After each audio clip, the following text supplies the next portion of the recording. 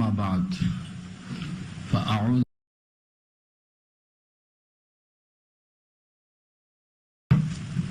يا أيها النبي إذا طلقتم النساء فطلقوهن لعدتهن فأحسنوا العدة واتقوا الله ربكم لا تخرجوهن من بيوتهن ولا يخرجن إلا أن يأتين بفاحشة مبينة وتلك حدود الله ومن يتعد حدود الله فقد ظلم نفسه لا تدري لعل الله يحدث بعد ذلك أمرا صدق الله العلي العظيم وصدق رسوله النبي الكريم ونحن على ذلك من الشاهدين والشاكرين اللهم ألهمنا رشدنا وأعذنا من شرور أنفسنا اللهم وفقنا لما تحب وترضى من القول والفعل والنية رب اشرح لي صدري ويسر لي أمري واحلل عقدة من لساني يفقهوا قولي آمين يا رب العالمين.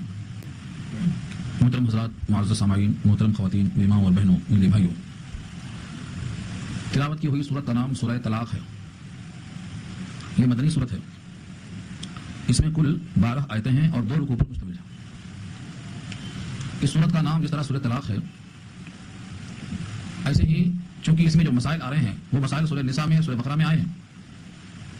اسی واسطے سورہ نساء کو نساء کبریٰ کہتے ہیں اور اس کو نساء صغریٰ کہتے ہیں، چھوٹا. تقریباً مسائل طلاق کے سورہ نساء، سورہ بقرہ میں آ چکے ہیں. یہاں ایک خاص حکم ہے طلاق کی عدت کے بارے میں. اللہ تعالیٰ کے نظر میں عدت کی بڑی اہمیت ہے، اس لیے طلاق کو بے وقت دینے پر نبی صلی اللہ علیہ وسلم بہت غضبناک ہوئے. اولاً طلاق اچھی چیز نہیں ہے، معیوب ہے، حلال ہے، لیکن سب سے زیادہ ناپسندیدہ چیز ہے حلال میں سے. جتنی چیزیں حلال ہیں ان میں سب سے زیادہ یہ جو ہے ناپسندیدہ ہے. مباح چیز ہے یہ، مباح. ابغض المباحات الی اللہ الطلاق. مباح کے معنی آپ کریں تو کوئی گناہ نہیں اور نہ کریں تو کوئی ثواب نہیں، اس کو مباح کہتے ہیں. جتنے کام ایسے ہیں ان میں سے ایک کام طلاق بھی ہے، لیکن یہ اللہ کو ناپسند ہے. نکاح اس نیت سے اگر کیا جائے کہ مجھے طلاق دینا ہے تو نکاح ہی نہیں ہوتا. جیسے بہت سے لوگ متع کے ارادے سے نکاح کرواتے ہیں، 1 دن کا، 2 دن کا، 4 دن کا. طلاق کی نیت اگر شامل ہے نکاح کے وقت میں تو نکاح ہی نہیں ہوتا. نکاح موقت، محدود وقت کے لیے یہ ثابت نہیں. تو اگر فرض کرو کسی شخص کو طلاق کی نوبت آئی، اللہ تعالیٰ نے نبی صلی اللہ علیہ وسلم کو یہاں پر خطاب کرتے ہوئے حکم دیا ہے کہ وہ آپ طلاق عدت کے وقت پر دیں. جب چاہیں جب طلاق دے دیں، نہیں، طلاق کے لیے بھی وقت مقرر کیا. اور یہاں خطاب نبی کو کیا، جبکہ صیغہ جمع کا ہے. تھوڑا سا بھی دیکھیں آپ، یا ایھا النبی اذا طلقتم، یہ تم صیغہ جمع ہے. صیغہ واحد ہوتا تو طلقتا ہوتا، طلقتا آپ طلاق دیں. ایک زبر کا صیغہ واحد حاضر کے لیے آتا ہے. طلقتم، تم طلاق دو. ایک آدمی کے واسطے تم نہیں آتا، انتا اور تو آتا. لیکن یہاں نبی کے ذریعے سے امت کو پیغام دینا ہے کہ اے نبی آپ امت سے کہہ دیجیے کہ جب تم طلاق دو تو ایسے موقع پر طلاق دو. یہ خطاب نبی کو ہے اور نبی کے توسط سے امت کو خطاب ہے. اسی واسطے یہاں طلقتم جمع کا صیغہ آیا ہے. جو لوگ عربی سے واقف نہیں ہیں ان آیتوں کو رکھ کر عربیت کلام پہ اعتراض کرتے ہیں، کہتے ہیں دیکھو نبی صیغہ واحد ہے اور طلقتم جمع لائے. اس میں بھی ان کے سوالات کے جوابات کی اور بھی شکلیں ہیں، لیکن اتنا رکھنا کافی ہے کہ ہاں نبی کے توسط سے امت کو حکم ہے، اس واسطے جمع کا صیغہ طلقتم میں آیا. یا ایھا النبی اذا طلقتم النساء، اے نبی صلی اللہ علیہ وسلم جب تم طلاق دو عورتوں کو، یعنی تم یا تمہارے توسط سے امتی، فطلقوہن تو تم ان کو طلاق دو، لعدتہن ان کی عدت پر. لعدتہن میں جو لام ہے، لام کے بعد یہاں پر وقت پوشیدہ ہے، لوقت عدتہن ان کی عدت کے وقت پر طلاق دو. عدت کی بحث سورہ نساء میں آئی ہے اور سورہ بقرہ میں آئی ہے. مختلف عورتوں کی مختلف عدت ہوتی ہے. طلاق کی مدت جو ہے، طلاق کے بعد جو عدت کا دن ہے وہ 3 حیض ہے. اگر نابالغ ہے، حیض نہیں آتا تو 3 مہینہ ہے. اگر شوہر نے اس کو چھوڑ دیا ہے، شوہر کا انتقال ہو گیا ہے، تو ایسے عورت کے لیے 4 مہینہ 10 دن ہے. عورت اگر حاملہ ہے تو اس کی عدت وضع حمل ہے، چاہے 1 دن ہو چاہے 9 مہینے میں ہو، وضع حمل اس کی عدت ہے. یہ پوری بحث آ چکی ہے سورہ بقرہ میں. اور طلاق دینے کے لیے حکم یہ ہے کہ حیض کے وقت طلاق نہ دی جائے، طلاق طہر میں دی جائے. یہ یہاں اصل مراد ہے، اصل پیغام یہاں دینا مراد ہے. عام طور سے لوگ نہ حیض دیکھتے ہیں، نہ طہر دیکھتے ہیں، نہ عدت دیکھتے ہیں. جب غصہ آیا تو 1 نہیں 3 ٹھوکتے ہیں. کہتے ہیں جو آدمی شکر سے مر جائے اسے زہر دینے کی ضرورت کیا ہے؟ جو کام 1 طلاق سے ہو سکتا ہے وہ 2 دینے کی ضرورت کیا ہے؟ گولیاں ضائع کر رہے ہیں. اگر آپ نے شکار مارا اور 1 تیر سے 1 گولی سے وہ مر سکتا ہے تو اس پر 3 پھر مارنے کا مطلب کیا ہے؟ ضائع کرنا ہے گولیوں کو. اللہ تعالیٰ نے مردوں کو 3 دفعہ طلاق کا اختیار دیا ہے تاکہ سوچنے سمجھنے کی مہلت مل جائے. 1 طلاق دے کر اگر 3 مہینہ کے اندر یا اگر وہ حالت حیض والی عورت ہے تو حیض 3 حیض گزرنے سے پہلے وہ اپنی 1 طلاق کو کل عدم کر سکتا ہے، کینسل، جس کو بولتے ہیں رجوع. میں نے اپنے طلاق کو کینسل کر دیا، بلا نکاح کیے ہوئے پھر سے بیوی بنا سکتا ہے. وہ اس کے ہاتھ میں اختیار تھا. لیکن جب اس نے 3 دے دیا تو یہ اختیار کس کو دے دیا؟ ضائع ہو گیا. کسی کو دیا نہیں، یہ اختیار ضائع ہو گیا. اللہ نے آپ کو اختیار دیا تھا آپ کے شعور اور فہم کے لیے کہ فرض کرو 1 طلاق دینے کے بعد ابھی 3 حیض 3 مہینے میں پورے ہوں گے، اس درمیان میں ندامت ہو جائے، شرمندگی ہو جائے، صلح کی ضرورت پیش آ جائے، افہام و تفہیم سے کام بن جائے، ادھر کے کچھ لوگ ادھر کے کچھ لوگ مل کر میاں دینا چاہیں تو کوئی مسئلہ نہ ہے، آپ ہاں کہہ دیں، مسئلہ بن گیا. یہ 1 طلاق میں تو گنجائش ہے، لیکن 3 دے دیں گے تو یہ گنجائش ختم. تو آپ نے اپنا اختیار دے دیا، ضائع کر دیا. اسے کہتے ہیں اپنے پیروں پہ کلہاڑی مارنا. اس کو فارسی میں کہتے ہیں خود کردارہ علاج نیست، اپنے کیے کی یہ غلطی بھگتنا ہی پڑے گا. چونکہ ہم نے دیکھا ہے روتے ہوئے آتے ہیں مولوی صاحب تین دے دیے مگر نیت نہیں تھی، اب ہم رجوع ہونا چاہتے ہیں. یہ اللہ تعالیٰ نے سکھلایا ہے، قانون بتایا ہے. دکاندار دکان کھولنے سے پہلے دکان کے آداب سیکھتا ہے، ٹریننگ حاصل کرتا ہے. ڈاکٹر کے ساتھ کام کرنے والا پہلے ٹریننگ حاصل کرتا ہے. کسان بھی ہل جوتنے کی ٹریننگ لیتا ہے، ڈرائیور بھی ٹریننگ لیتا ہے. یہ تو قرآن کریم کا قانون ہے، اس کے بارے میں کچھ بھی نہیں معلومات ہے. دن 3 طلاق دے کے بیٹھ گئے. اب بولتے ہماری خواہش ہے، ہماری وہ آرزو، ہمارے بچے ضائع ہو جائیں گے. یہی سوچنے کے لیے اللہ نے کہا تھا 1 طلاق دینا 3 نہیں دینا. نبی صلی اللہ علیہ وسلم کے زمانے میں بیک وقت 3 طلاق دی گئی تو آپ غضبناک ہو گئے اور کہا میری موجودگی میں کتاب اللہ کا مذاق ہو رہا ہے. بیک وقت 3 طلاق دینے والا بالکل ایسا ہے جیسے اسے کچھ نہیں معلوم. اس کو اگر بیل کہا جائے تو مناسب ہوگا، مگر قرآن کریم کا غصہ اس سے آگے ہے. قرآن نے کہا وہ بیل نہیں ہے، بیل سے بدتر ہے. اولئک کالانعام بل هم اضل. جو قرآن کے قوانین کا مذاق اڑائے اور اس سے غافل رہے، اس کے انجام کے بعد روتا رہے، اس کو قرآن نے غافل میں سے کہا. اولئک هم الغافلون. کالانعام چوپائے کی طرح، بل هم اضل، اس سے بھی غیر گزرا. چوپائے کون ہے؟ یہ بیل ہیں، بھینس ہیں، گائے ہیں، بکریاں ہیں. اس میں چوپائے 4 پیر والے چوپائے ہوتے. تو یہاں پر ہمیں 2 باتیں واضح کرنا ہے. نمبر 1 طلاق دینے کے بعد 3 حیض تک رجوع کرنے کا حق باقی رہتا ہے. نمبر 2 اگر 2 طلاق دے دیا ہے، ایک طور میں 1 طلاق دیا، پھر 1 حیض کے بعد دوبارہ دوہرایا، پھر 1 طلاق دیا تو 2 طلاق ہو گئی. اب بھی اس کو دوبارہ نکاح کرنے کا حق ہے، اب بھی چانس ہے. اگر غلطی میں نادم ہے دونوں تو تیسرے طلاق سے پہلے 2 طلاق کے بعد ان کو دوبارہ نکاح کرنے کا حق ہے. بلا کچھ کیے ہوئے بیٹھ جائے نکاح کرنے کا ختم. نہ مہر مقرر ہوگا، نہ خطبہ ہوگا، لیکن کچھ کرنا دھرنا نہیں پڑے گا. جب چاہے بیٹھ جائے نکاح پڑھ لیں. 2 طلاق کے بعد بھی گنجائش ہے، مگر 2 طلاق صراحتاً ہو، کنایے میں شرع میں نہ ہو، صاف صاف ہو. اب اگر اس نے تیسرے طور میں تیسرا طلاق بھی دے دیا تو اب زندگی بھر کبھی بھی اس کو واپس نہیں لا سکتا. 3 کے بعد ختم، حیات کی امید نہیں رکھنا. 3 طلاق کا مطلب تم نے ہاتھ کاٹ کے پھینک دیا سڑ جاتا، اب دوبارہ وہ ہاتھ تمہارے پاس نہیں آئے گا. اس لیے 3 طلاق دینے والے ایسا سمجھ کے پھینک دیتے ہیں کہ گویا سڑ چکا ہے، دوبارہ اس میں اب خون نہیں دوڑے گا، پھر دوبارہ روتے کیوں ہیں؟ قرآن نے واضح کیا ہے. اب بعض لوگ یہاں پر لوگوں کی اس کمزوری سے فائدہ اٹھا کے جب دیکھتے ہیں کہ بھائی رو رہا ہے تو بولتے ہیں میاں تو اہل حدیث بن جا، یہاں 3 طلاق ایک ہی ہوتی ہے. ہاں 3 مارنے کے بعد ایک ہی لگتی، اہل حدیث بن جا تو تیری بیوی بچ جاتی. بیوی کی محبت میں یہ اپنا ایمان کھو بیٹھتا، چلا گیا. 3 طلاق دینے کے باوجود ایک ہی پڑی. اور یہی تھنکنگ عیسائیوں کی ہے، وہ کہتے ہیں 3 خدا مل کے ایک ہے. عیسیٰ، روح القدس اور مریم، تینوں مل کے ایک. بھائی 1 + 1 + 1 3 کیسے ہوتا نہیں، 1 کیسے ہو گیا؟ 3 چیزیں مل کر کے ایک ہو گئی. کیا عیسیٰ، روح القدس دونوں مل کے ایک دوسرے کے ساتھ تعاون کرتے ہیں تو خدا بنتا ہے؟ کیا خدا اس محتاجی کا نام ہے کہ جب تک 3 نہ مل جائے اس کو قدرت نہ آئے؟ جیسے ان کی پالیسی غلط ہے، 3 ہوتے 3 1 نہیں ہوتے، ویسے 3 طلاق 3 ہوتی 1 نہیں ہوتی. 3 تھپڑ مارنے کے بعد 1 لگا، کیا مطلب؟ 3 گولی مارنے کے بعد 1 لگی، باقی 2 لگی. یہ الگ تھنکنگ نہیں تھی، سراسر غلط ہے، سراسر غلط. میرے ترازو میں نہیں، میں تو صرف پہنچانے والا ہوں. موطا امام مالک جو بخاری سے بہت پہلے لکھی گئی. امام بخاری نے بخاری کو لکھا ہے 5ویں پشت میں، اور موطا امام مالک لکھی گئی ہے 2ری پشت میں. امام مالک خود تابعی ہے، امام مالک تابعی ہے. اور امام بخاری اور صحابی کے درمیان 5 واسطے ہیں، صرف 3 جگہ 3 واسطے ہیں جو 22 حدیث ہیں، 3 تو کم سے کم 3 پشتیں. امام مالک نے موطا میں لکھا ہے، کیا ہوا؟ تھوڑا آواز کم کرو. موطا میں امام مالک نے لکھا، کیا لکھا ہے؟ امام مالک کی کتاب موطا میں حضرت عبداللہ ابن عباس کا فتویٰ لکھا ہے. عبداللہ ابن عباس وہ صحابی ہیں جن پر تفسیر قرآن مدار ہے. پورے صحابہ میں عبداللہ ابن عباس کا ممتاز مقام ہے فن تفسیر میں. ان کی روایت ہے، وہ فرماتے ہیں کہ ایک صاحب نے ان کے پاس آ کے مسئلہ پوچھا کہ کسی نے اپنی بیوی کو 100 طلاق دیا. ہم تو 3 کے چکر میں تھے، وہاں 100 والے بھی تھے. 3 چکر ایک ساتھ 100 طلاق. امام مالک سے پوچھا گیا آپ کا اس میں مسئلہ کیا ہے؟ 1 پڑے گی کہ 100 پڑے گی کہ 3 پڑے گی؟ سوال ان سے یہ تھا. یہ فتویٰ میرا ہوتا میں وہ بتا دیتا. امام مالک کا فتویٰ ہے، امام مالک کی کتاب میں عبداللہ ابن عباس جواب دیتے ہیں. کیا فرمایا؟ 100 طلاق سے جو اس نے طلاق دیا ہے اپنی بیوی کو، 3 طلاق اس کی بیوی میں پڑ گئی. 3 سے وہ متعلقہ بائنا ہو گئی، باقی 97 سے اس نے اللہ کی آیت کا مذاق اڑایا. اور آیت پیش کیا سورہ بقرہ 229 نمبر کی آیت ہے، یا اس کے آگے کی اسی رکوع میں الطلاق مرتان کے رکوع میں، ولا تتخذوا آیات اللہ ہزوا. یہ آیت کوٹ کیا امام مالک نے. اور ابن عباس نے اسی آیت کو پیش کیا تھا، تو فرمایا کہ تم نے اللہ کی آیتوں کا مذاق اڑایا ہے. امام مالک نے یہ نہیں کہا کہ 1 طلاق پڑے گی اور 99 سے مذاق اڑایا، یہ کہا 3 پڑے گی اور 97 سے اللہ کی آیتوں کا مذاق اڑایا. تو میرا ابن عباس 3 پڑھنے کے قائل ہیں. امام مالک نقل کر کے 3 کی تعریف کرتے ہیں. اور امام مالک جو حدیث کے استاد تھے، مدینہ میں ان کا لقب تھا امیر المؤمنین فی الحدیث. حدیث کا جاننے والا امام مالک ہے، وہ بھی اہل حدیث ہے. عبداللہ ابن عباس صحابی ہیں، وہ بھی اہل حدیث ہے. مطلب وہ کہتے ہیں 3 پڑ گئی، 100 میں سے 3 لگی اور 97 سے مذاق اڑایا گیا. اب آج کے اہل حدیث کہتے ہیں کہ نہیں 3 پڑی تو 1 ہی لگی. ان کا اختلاف کس سے ہوا؟ امام مالک سے ہوا اور امام عبداللہ ابن عباس سے ہوا. صحابی سے ان کا اختلاف ہوا، اور جن کا اختلاف صحابی سے ہو ان سے ہماری نہیں بنتی، ان سے ہماری نہیں بنتی. ہم صحابہ کی عظمت جانتے ہیں، باقی لوگ جو ان سے ان صحابہ سے بدظن ہیں ان کو بدعتی کہتے ہوں، ہماری ان سے نہیں بنتی. اب رہا سوال ان کی دلیل کیا ہے. حضرت عبداللہ ابن عمر، ان کے والد کون ہیں؟ عمر ابن خطاب. انہوں نے اس کو باضابطہ قانون بنا دیا کہ اب کوئی 3 طلاق دے گا تو 3 پڑے گی. نبی کے زمانے میں 3 نہیں پڑتی تھی، اب کوئی کہے گا تو 3 پڑے گی.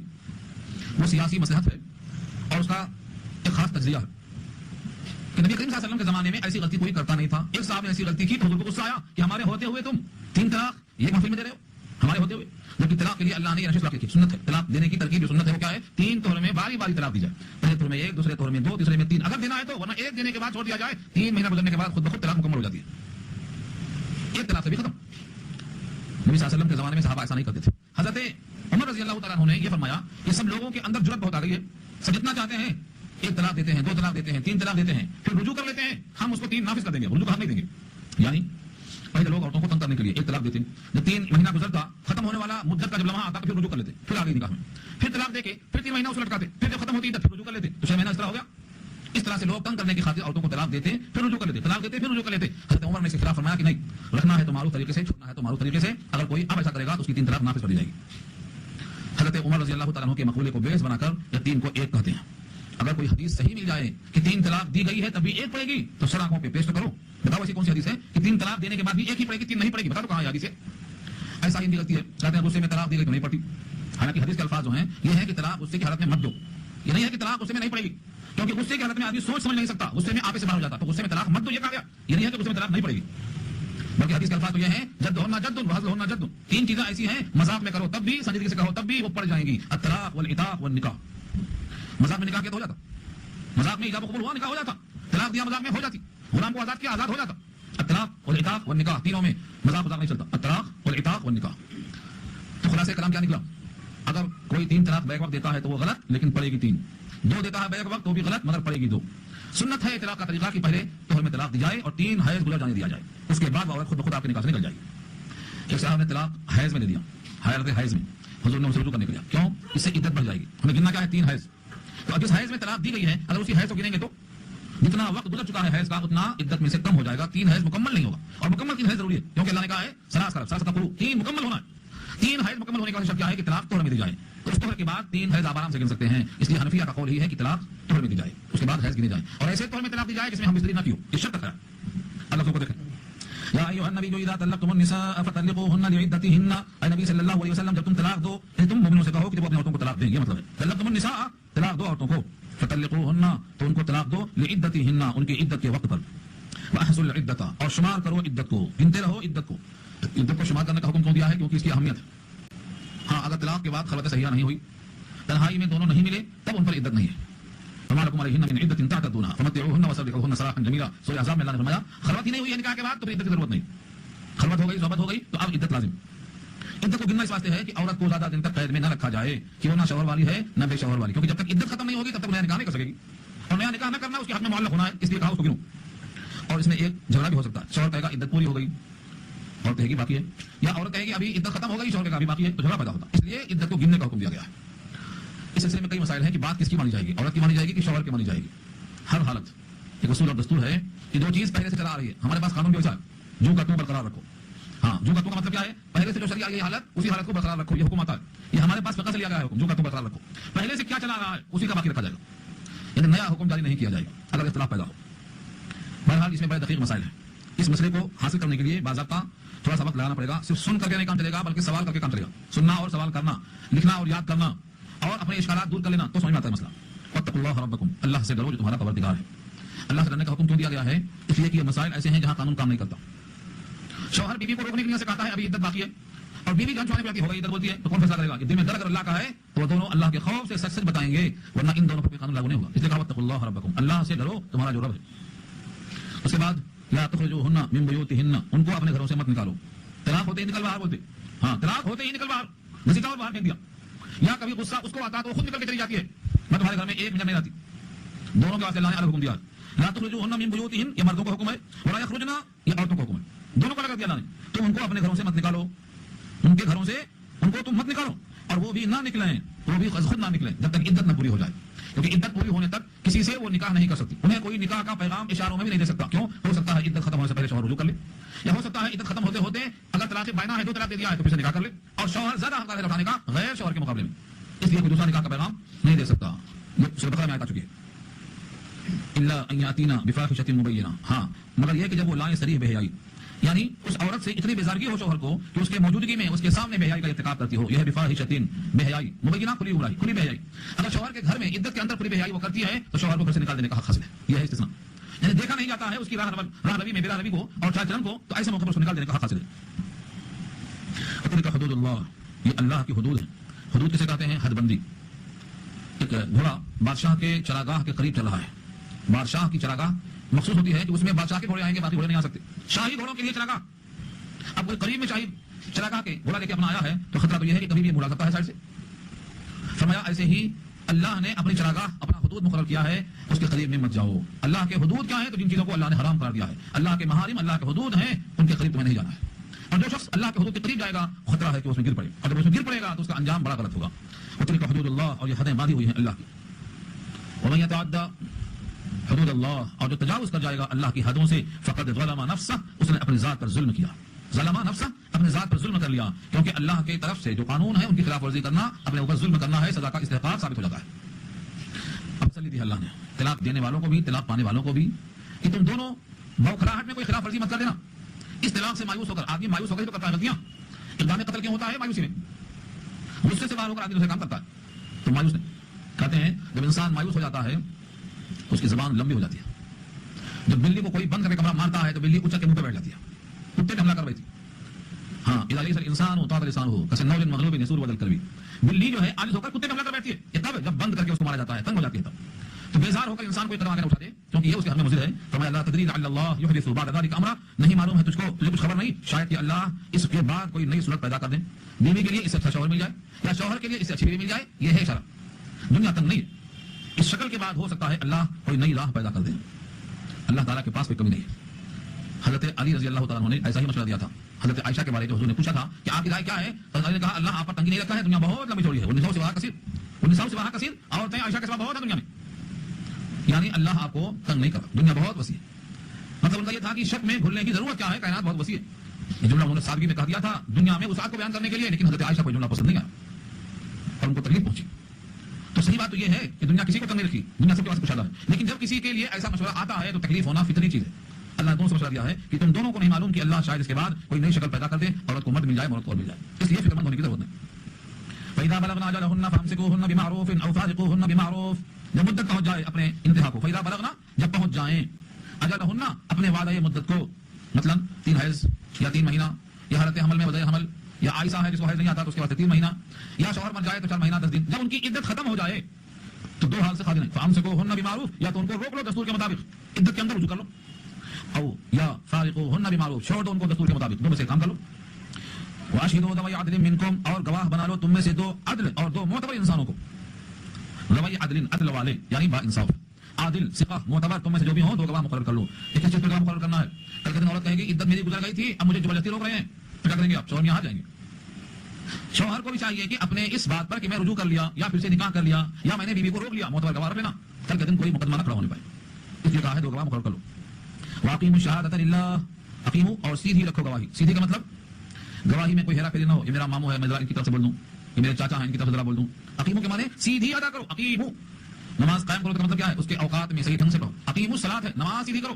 اور یہاں کیا ہے؟ اقیموا الشہادۃ، گواہی سیدھی کرو. یعنی گواہی خدا لگتی ہو، کسی انسان کی طرف میدان ظاہر نہ ہو. واقیموا الشہادۃ للہ، گواہی صرف اللہ کے واسطے ہو. ذالکم یوعظ بہ من کان یؤمن باللہ والیوم الآخر، اور یہ بات ہے جس کے ذریعے نصیحت کی جاتی ہے اس شخص کو جو ایمان رکھتا ہو اللہ پر اور یوم آخرت پر. یہ نصیحت سب کے واسطے نہیں کام آئے گی، لیکن جو ایمان رکھتا ہو اللہ کی ذات پر اور قیامت کے دن پر، اس جملے سے اللہ اس کو نصیحت فرماتے ہیں کہ اس کو خدا لگتی بات کرنا چاہیے. اب رہا صحیح بات بولیں گے تو معاملہ بگڑ جائے گا. بعض دفعہ ایسے کیس سمجھ میں آتے ہیں لوگوں کو، ایسے حالات آتے ہیں، وہ سمجھتے ہیں کہ اگر ہم سچ بول دیں گے تو بات بگڑ جائے گی. بات بنانے کے لیے تھوڑا سا گنجائش ہے کیا؟ اللہ نے اس کا جواب دے دیا ہے وَمَن يَتَّقِ اللَّهَ يَجْعَل لَهُ مَخْرَجًا، اور جو اللہ سے ڈرتا ہے اس کے لیے اللہ تنگی سے نکلنے کا راستہ پیدا کر دیتے ہیں. مخرج کے معنی نکلنے کی جگہ، يجعل له کر دیتے ہیں اس کے لیے، بنا دیتے ہیں اس کے لیے مخرج، نکلنے کا راستہ، چھٹکارے کا مقام. وَمَن يَتَّقِ اللَّهَ يَجْعَل لَهُ مَخْرَجًا، ایسے بندے کے لیے جس میں اللہ کا ڈر ہو، اللہ اس کے واسطے اس پریشانی کے حل میں ایک راستہ نکال دیتے ہیں. وَيَرْزُقْهُ مِنْ حَيْثُ لَا يَحْتَسِبُ، اور رزق اس کو دیتے ہیں ایسی جگہ سے جہاں سے رزق آنے کا اس کو کوئی گمان نہیں تھا. لا يحتسب، آنے کا گمان نہیں تھا، خیال نہیں تھا. وَمَن يَتَّقِ اللَّهَ، تقی اللہ سے مراد اللہ کا ڈر. دوسرا کیا ہے؟ وَمَن يَتَوَكَّلْ عَلَى اللَّهِ، اور جو بھروسہ اللہ پہ کرتا ہے فَهُوَ حَسْبُهُ، تو اللہ اس بندے کو کافی ہو جاتا ہے. یہ بہت اونچا مقام ہے کہ اللہ پر بندہ اتنا بھروسہ کرے کہ اب کسی اور کی حاجت محسوس نہ ہو، تو اللہ فرماتے ہیں اس بندے کے لیے اللہ کافی. ان آیتوں کا ورد کراتے ہیں صوفیہ. وَمَن يَتَّقِ اللَّهَ يَجْعَل لَهُ مَخْرَجًا وَيَرْزُقْهُ مِنْ حَيْثُ لَا يَحْتَسِبُ وَمَن يَتَوَكَّلْ عَلَى اللَّهِ فَهُوَ حَسْبُهُ. اتنا جملہ ہے جو کثرت سے پڑھے گا، سمجھ کر پڑھے گا، اللہ اس کے سارے کاموں کے واسطے کافی ہوگا. اس کی ہر رزق کی تنگی کو دور کرے گا اور اس کی ہر مشکلوں کو آسان کرے گا، کیونکہ اس میں اللہ کا وعدہ ہے اللہ کے کلام سے. چنانچہ ان جملوں کا ورد کرنا بہت مفید ہے. سورہ زمر میں اللہ نے ایک مقام پہ کہا ہے کیا اللہ اپنے بندے کے واسطے کافی نہیں ہے؟ سوال کا نشان ہے وہاں، الیس اللہ بکاف عبدہ، کیا اللہ اپنے بندے کو کافی نہیں ہے؟ اب وہاں اگر آپ کہتے ہیں کافی نہیں ہے تو مطلب ایمان گیا، کیونکہ آپ نے اللہ کی قدرت پر شک کیا۔ اگر آپ کہتے ہیں اللہ کافی ہے تو یہاں وہی کہا جا رہا ہے کہ جو بھروسہ اللہ پہ کرتا ہے اس بندے کے لیے اللہ کافی ہے، اور جو بندہ اللہ بھروسہ نہیں کرتا ہے اس کے لیے کافی ہے کہ نہیں؟ وہاں اللہ کا دوسرا قانون ہے، وہ فرماتے ہیں رب کریم انا عند ظن عبدی بی، حدیث قدسی ہے، میں اپنے بندے کے گمان کے مطابق ہوتا ہوں اس کے ساتھ، اس کا گمان میرے اوپر یہ ہے کہ میں کافی نہیں ہوں تو میں کفایت کیوں کروں، اور جو گمان کرتا ہے کہ میں اس کے لیے کافی ہوں تو میں کفایت ضرور کرتا ہوں۔ تم جیسا گمان کرو گے ویسا ہی اللہ تعالیٰ فیصلہ فرمائیں گے۔ تمہیں تو اللہ کی ذات پر بھروسہ کامل کرنا چاہیے، اس واسطے جگہ جگہ آیا ہے جو بھروسہ کرنے والے ہیں بھروسہ اللہ پہ کریں، ومن یتوکل علی اللہ فهو حسبہ، جو بھروسہ کرے گا اللہ پر، جو بھروسہ رکھے گا اللہ پر تو اللہ اس بندے کے واسطے کافی ہے۔ ان اللہ بالغ امرہ، بے شک اللہ اپنے کام کو مکمل کرتے ہیں۔ بالغ اردو میں استعمال ہے، بلغہ معنی پہنچنا، بلوغ ایک عمر ہے، سن بلوغ کہا جاتا ہے، ایک حد ہے وہاں پہنچنے کو سن بلوغ کہا جاتا ہے، تو بلغہ کے معنی پہنچا، بالغ امرہ اپنے کام کو پہنچا یعنی اپنے کام کو مکمل کیا، اللہ اپنے کام کو مکمل کر لیتے ہیں۔ قد جعل اللہ لكل شيء قدرا، تحقیق اللہ نے ہر شے کے لیے ایک اندازہ مقرر کر دیا ہے، لكل شيء مراد ہر چیز، اور قدرا تقدیر سے اندازہ مراد ہے یہاں، قدرا بارش کے لیے بھی اللہ کا اندازہ ہے، دھوپ کے لیے بھی اندازہ ہے، عمر کے لیے بھی اندازہ ہے، ہر چیز کے لیے اللہ کے پاس سے پہلے سے ایک مقدرہ مقدار موجود ہے۔ قد جعل اللہ لكل شيء قدرا، اللہ نے بنایا ہے ہر بندے کے واسطے، ہر چیز کے واسطے ایک اندازہ۔ اب یہاں سے ان عورتوں کی عدت بیان ہوتی ہے جو حیض سے مایوس ہو چکی ہیں، زیادہ عمر کی وجہ سے یا کم عمری کی وجہ سے یا بیماری کی وجہ سے، تینوں شکلوں میں۔ واللائی یئسن من المحیض من نسائکم ان ارتبتم فعدتهن 3 اشہر واللائی لم یحضن، اور وہ عورتیں جو مایوس ہیں حالت حیض سے امید ختم ہو گئی، زیادہ بوڑھی ہو گئی، من نسائکم تمہاری عورتوں میں سے، ان ارتبتم اگر تم کو شبہ رہ گیا، فعدتهن 3 اشہر تو ان کی عدت کتنا ہے؟ 3 مہینے ہے، واللائی لم یحضن، اور وہ عورتیں جو اب تک حیض ان کو آیا نہیں کم عمری کی وجہ سے ان کی بھی 3 مہینے ہے، وولاۃ الاحمال، اور حمل والیوں کی عدت، اجلہن ان کی عدت کیا ہے؟ ان یضعن حملہن، کی وجہ حمل ہو جائے، ان کا حمل بچے کی شکل میں پیدا ہو جائے یا ساقط ہو جائے، اس کے بعد ہی ان کی عدت ختم ہوگی، چاہے وہ 1 دن میں ختم ہو چاہے 9 مہینے میں ختم ہو۔ ومن یتق اللہ یجعل لہ من امرہ یسرا، اور جو اللہ سے ڈرتا ہے اللہ کرتے ہیں اس کے واسطے اس کے کام میں آسانی چاہیے، تو اللہ کے طرف بندے کو متوجہ ہونا چاہیے، اللہ سے ڈرنا چاہیے، اللہ آسانی پیدا کر دیتے ہیں۔ ذالک امر اللہ انزلہ الیکم، یہ اللہ کا حکم ہے، اللہ نے اتارا ہے تمہاری طرف۔ ومن یتق اللہ، اور جو اللہ سے ڈرتا رہے، یکفر عنہ سیئاتہ، تو اللہ اس کے گناہوں کو اس سے دور کر دیں گے، سیئات برائیاں، اس کی تمام برائیوں کو اللہ اس سے دور کر دیں گے، ویعظم لہ اجرا، اور بڑھا دیں گے اس کو ثواب، اجر اس کے لیے بہت بڑھا دیں گے۔ یہاں سے حالت عدت میں کہاں رہیں گے، کہاں کھائیں گی، ان پر تنگی کھانے کپڑے کی تو نہیں ہو رہی ہے، اس بات کا جائزہ لیا گیا ہے۔ حکم یہ ہے اسکنوہن من حیث سکنتم، ان کو گھروں میں رہنے دو جہاں تم رہتے ہو، جہاں تم خود رہتے ہو، اپنے اپنے مقام پہ ان کو رہنے دو۔ اسکنوہن، ان کو گھر دور رہنے کے واسطے ہو، کیا کہتے ہیں؟ اسکنوہن، ان کو سکونت پذیر رہنے دو۔ کہاں ہے وہ؟ من حیث سکنتم، اس حیثیت سے، اس جگہ پر جہاں تم خود ہو، ایسا نہیں کہ بالکل الگ تھلگ کر دو۔ عدت کی مدت میں تم کو دور کرنے کا حق نہیں ہے، من وجدکم، اپنی گنجائش کے مطابق، وجد کے معنی جو تم پاتے ہو، تمہاری حیثیت اگر چھپر کی ہے تم چھپر میں ہو تو چھپر میں رہو، لیکن خود محل میں رہ کے چھپر میں کر دو، یہ جائز نہیں، یہ ہے من وجدکم، تم جو پاتے ہو حیثیت اس کے مطابق ان کو رکھو، لیکن شرط ہے من حیث سکنتم، تم بھی وہی رہتے ہو، تمہارا رہنا ضروری کیوں ہے؟ ہو سکتا ہے عدت کے درمیان دل میں میلان پیدا ہو جائے اور یہ شخص اپنے گناہ پر نادم ہو کر رجوع کر لے، زندگیاں پھر سے بن جائیں، اس لیے ساتھ والی جگہ پہ رہنے کا حکم دیا ہے۔ ولا تضاروهن لتضيقوا عليهن، اور تم ان کو ضرر نہ پہنچاؤ، تنگ مت کرو بار بار، ولا تضاروهن، ان کو ضرر نہ پہنچاؤ، ان کو ایذا نہ پہنچاؤ تاکہ تم ان پر تنگی پیدا کرو، بار بار چھوڑ پکڑ نہیں، عدت پوری ہوتے ہوتے پھر رجوع کر لیا، پھر طلاق دے دیا، پھر رجوع کر لیا، وہ معلقہ ہو کر رہ جائے گی، اور تکلیف دینے کے ارادے سے تم کو بار بار تکلیف مت پہنچاؤ۔ وإن كن أولات حمل فأنفقوا عليهن حتى يضعن حملهن، اگر کسی نے کہا مدت 22 مہینے کی ہے، کھلا دیا ختم، عدت برخاست، فرمایا نہیں، اگر حالت حمل میں ہے تو جب تک بچہ پیدا نہ ہو جائے خرچ دینا ہے، پلانا ہے۔ وإن كن، اور اگر ہیں وہ أولات حمل حمل والیاں، فأنفقوا عليهن، تو ان پر خرچہ کرو، حتى یہاں تک کہ لمٹ یہ ہے، يضعن حملهن، ان کے پیٹ وضع ہو جائیں، یعنی بچہ پیٹ کا جنم لے لے۔ فإن أرضعن لكم فآتوهن أجورهن، بس اگر وہ دودھ پلائیں تمہارے لیے، تمہارے بچے کو، تو ان کو محنتانہ دے دو، فآتوهن أجورهن، تو اجور اجر کی جمع، ان کا اس مدت میں محنتانہ تمہیں دینا پڑے گا، کیونکہ وضع حمل کے بعد وہ مطلقہ ہو گئی، اب تمہاری بیوی نہیں ہے، بچے کی ماں ضرور ہے، لیکن بچہ کس کا ہے؟ باپ کا ہے، باپ کی ذمہ ہے دودھ پلائے کہیں سے بھی، اگر وہی بیوی پلاتی ہے تو اس کا محنتانہ حق الخدمت رضا کی مدت میں دینا واجب ہے۔ وَأَتَمِرُوا بَيْنَكُم بِمَعْرُوف، اور مشورہ کر لو باہم معروف کے مطابق، وَأَتَمِرُوا، سکھاؤ آپس میں نیکی، وَأَتَمِرُوا کے معنی اصل میں آتے ہیں مشورہ کرنا، خیر خواہی کے لیے، آپس میں ایسے موقع پر خیر خواہی کس میں ہے؟ بچے کا فائدہ کس میں ہے؟ کسی غیر سے پلائیں گے تو فائدہ ہوگا، یا خود پلائیں گے تو فائدہ ہوگا، کس میں زیادہ سہولت ہے، اس کا خیال کرنے کے واسطے مشورہ کرو، اس کو وَأَتَمِرُوا کہا، سکھاؤ آپس میں نیکی۔ وَإِن تَعَاسَرْتُمْ فَسَتُرْضِعُ لَهُ أُخْرَىٰ، ان تعاصرتم، اگر ضد کرو آپس میں، تنگیاں کرو آپس میں، ضدی ہے، فسترضع له اخرى، تو دودھ پلائے گی اس کی خاطر اور کوئی عورت، کسی انا ہوتا ہے رکھ لیں گے، کسی کا بھی دودھ شوہر لا کے پلوا سکتا ہے، اس کو اختیار ہے، اگر عورت ضد کرتی ہے اور نہیں پلانا چاہتی ہے۔ لينفق ذو سعة من سعته، چاہیے کہ خرچ کرے وسعت والا اپنی وسعت سے، جس کے پاس جو گنجائش ہے اس لحاظ سے وہ خرچ کرے۔ ومن قدر عليه رزقه فلينفق مما آتاه الله، اور جس پر تنگی ہو، ومن قدر عليه رزقه، اور جس کے اوپر رزق میں کمی ہو، بہت محدود اس کی حیثیت ہو، مطلب یہ ہے اس کی تنخواہ مقرر ہو، بڑھ کے نہیں آ سکتی، ایک لمٹ مقرر ہے. جو آدمی ملازم ہوتا ہے اس کی تنخواہ مقرر ہوتی، نفی تلی، وہ ناپ کے طور کے ذریعے بول سکتا ہے. لیکن جو تاجر ہے اس کو پتہ نہیں کتنا آئے گی کمائے گی، اس لیے کہا کہ جس کی تنخواہ مقرر ہے اس کا رزق مقدر ہے تو فلینفق مما آتاہ اللہ، جو کچھ اس کو اللہ نے دیا اس میں سے وہ خرچ کرے. اور ایک اصول یاد کا اعلان، لا یکلف اللہ نفسا الا ما آتاها، اللہ تکلیف نہیں دیتے کسی جان کو مگر اتنی ہی جتنا اس کو سکت دیا ہے، جتنا اس کو اللہ نے قدرت دیا ہے، قدرت کے بقدر ہی اس کو اللہ مکلف دیتے ہیں. سيجعل اللہ ان قریب بنائیں گے اللہ بعد عسر یسرا، عسر عین سے آئے تو تنگی اور یسر سے آئے تو آسانی، تنگی کے بعد اللہ آسانی بنائیں گے، یہ اللہ کا وعدہ ہے. یہی وعدہ سورہ الم نشرح میں بھی ہے، فإن مع العسر یسرا، ان مع العسر یسرا، تنگی کے بعد آسانی، آسانی کے بعد تنگی. یہاں تک 7 آیتیں ہوئیں اور ایک رکوع مکمل ہو گیا. دوسرا رکوع انشاءاللہ آئندہ بحث آئے گی. دعا کر لیجیے. الحمدللہ رب العالمین.